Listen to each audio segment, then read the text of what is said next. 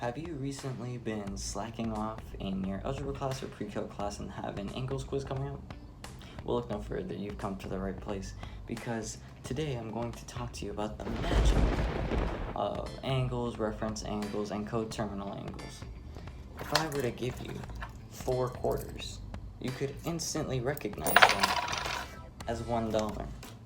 But if I grab my box of magic and I gave you 90 degrees, would you be able to recognize that out comes pi over 2? If not, that's okay. You've come to the right place. So if you want to convert degrees to radians, you're going to have to use the equation pi over 180. So let's say, for example, we have 90 degrees and we want to turn that into radians. Well, we just take pi over 180 and we multiply that by 90. If you don't know how to do that, you can just grab your calculator, and I've already done it before, and we see that we get pi over 2. So let's put in pi over 2, and that is our answer. And another way to check is you can go to the unit circle and you can go to 90 degrees. Or you can use the reciprocal of the equation I just gave you, which would be 180 over pi. And this is actually the equation to change radian into degrees. So let's get pi over 2, and let's multiply that by 180 over pi. As you can see right off the bat, the pi's will cancel out, and we will be left over with 180 over 2. And what is 180 divided by 2? Well, that is 90 degrees.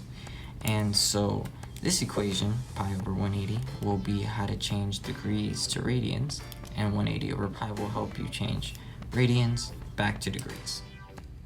So moving on, when talking about coterminal angles, it's easy to visualize 2 clocks, one at 3 p.m. and one at 3 a.m. If you were to look outside, you'd see drastically different settings. But if you were to look at a clock, they look exactly the same. The same is true with coterminal angles on a plane. So let's say we have an angle of 50 degrees on quadrant 1. So in quadrant 1, we have 50 degrees. And in order to find a coterminal angle, we want to find an angle that lands the same place this 50 degrees does, but has a different value. So how do we do that? Well, we can go around a revolution to end up on a new angle. And how much is a revolution? Well, a revolution is 360 degrees. So you can add 50 degrees, or your starting angle, and add the revolution, which is 360 degrees, which will get us to a total of 410 degrees. Now that is one coterminal angle we just found. Now, another way to find another one is we can go the opposite direction, right? Which is a revolution in the opposite direction, or negative 360 degrees. So you would take 50 degrees and subtract negative 300, or you would subtract 360, and you would get a grand total of negative 310 degrees. These two angles are coterminal angles to 50 degrees. And this very same method is what you use to find other coterminal angles. And you can continue to increase by going another revolution and finding another coterminal angle. However, that's not required. Are you still paying attention? Good. Make sure you don't fall asleep, because this is the last thing I'm going to teach you before we go. Allow me to bridge your knowledge on reference angles. So what is a reference angle? Well, a reference angle is the angle between your angle and the x-axis. So to visualize, let's draw a coordinate plane, and let's have an angle of about, 50 degrees. Now the angle between your angle and the x-axis would be 50 degrees, right? Right. Now, let's say you had an angle in quadrant 2. Now that's a little different. Let's say you had, 120 degrees. So your angle came to about 120 degrees. And we know that over here on this side of the x-axis, that equals 180 degrees. Well, in order to find our reference angle from our new angle to our x-axis, which would be right here, we would take 120 degrees and subtract that from 180. And we would find that the angle from our angle to the x-axis is in fact 60 degrees. So an easy way to help you remember how to find your reference angle is anytime you're in quadrant 1, your reference angle will be your angle. Quadrant 2, 180 minus your angle will give you your reference angle. Quadrant 3, your angle minus 180 will give you your reference angle, and 360 minus your angle in quadrant 4 will also give you your reference angle. So another time that you might use reference angles will be when you have to evaluate trigonometric functions.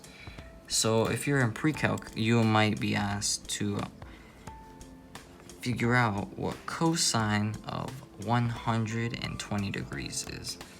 So to attack this problem, we'll first want to draw a coordinate plane, and we're going to draw our 120 degree angle, and we can identify that it is in quadrant 2, so we will, in order to find a reference angle from our angle to the x-axis, we will take 180 and subtract 120 degrees, and we will get 60 degrees.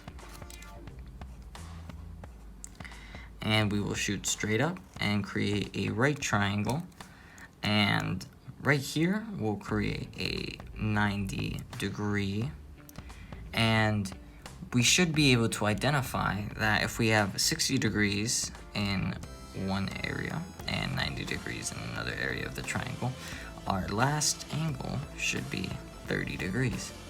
So if you've identified a 30, 60, 90 triangle before, we know that the hypotenuse is 2. We know that opposite of 60 degrees is square root 3. And we know that opposite of 30 degrees, or the leg, is 1. And because we're in quadrant 2, we also know that x is negative. So when looking for cosine of 120 degrees, we will look at the adjacent